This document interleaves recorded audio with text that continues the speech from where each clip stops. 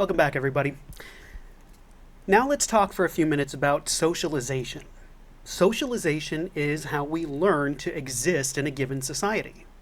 It's a lifelong process, it never really stops, and we learn most significantly from our families or whoever is caring for us at a very early age. And socialization actually begins before birth. People have gender reveal parties, or our friends and family will ask, is it a boy or a girl? And then we all get all this pink and blue stuff. But what if I told you that pink and blue used to be reversed? Check out the Smithsonian article in the module. Not only that, but it wasn't really a huge thing until the 1980s when we started marketing toys more aggressively. So these are things that help to socialize us into genders. We get told how little boys and little girls should act, right? And if you fast forward just a couple of years, you get what's in the Secret Life of Boys video, including its very thinly veiled homophobic slur. So when we're very little, we don't really have much of a concept of self. We only know that we're starving, or we're upset, or we're tired. We have to learn and develop our sense of self. Charles Horton Cooley had this idea of the looking glass self, which is often expressed as, we are who others see us to be. That is, our personalities are based in large part on how we think others perceive us. Now, George Herbert Mead examined the self via early childhood development, and he noticed that kids play in stages. In the earliest stages, in the preparatory stage, kids just copy the behaviors they see from their parents and the people at daycare. In the play stage, they begin using their imaginations and taking on the roles of specific other people, playing things like house and acting like a parent or a teacher. Now, in the game stage, which happens later, they begin to consider several roles at the same time. So if you think of a sports team, every player has to know what everyone else on the team does in a particular situation. Or like if you're playing chess, you have to know how every player, every piece on the board can move to react to your opponent's actions.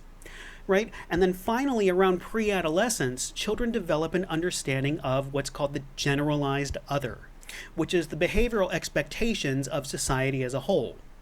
Maybe since I'm indoors, I will use my inside voice and speak quietly because somebody else might get annoyed if I yell. Right? That's an example of looking at what a non-specific, a generalized other person might think if I started yelling inside a building.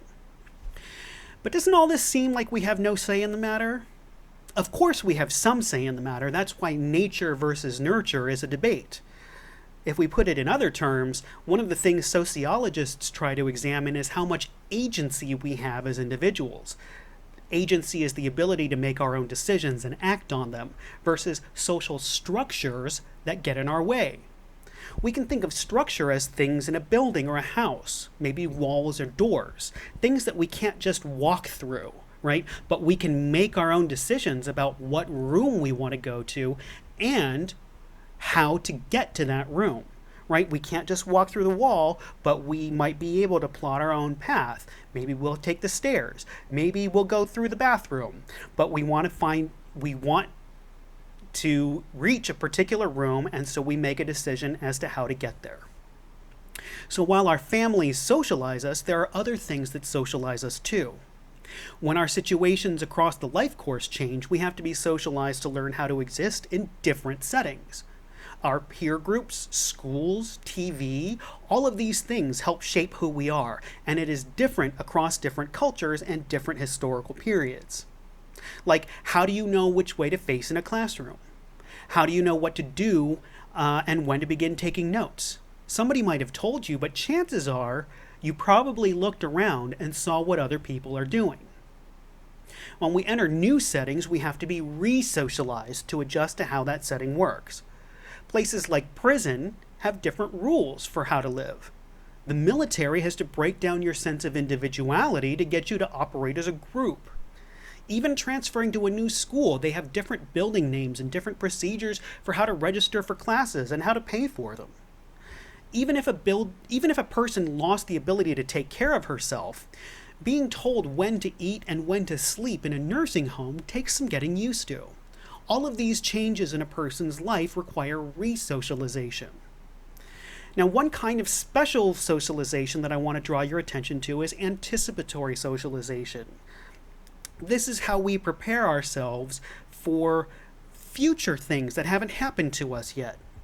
So kids that are playing house, or they play like they're holding a job, like they're a banker, and they want their caretaker to be a customer, or they have a cash register and they want the caretaker to be a customer, and they ring them up, right? So these are ways that we learn about future situations. Adults who are trying to start a family read books on raising children, and they talk to the people that they know who already have children. High school students may alter their study habits to prepare for the looser structure of college life. These are all ways that we try to socialize ourselves in advance of upcoming life transitions. That's it for now, but in our next lesson, we'll talk more about groups, how they work, how they shape who we are, and a few special kind of groups.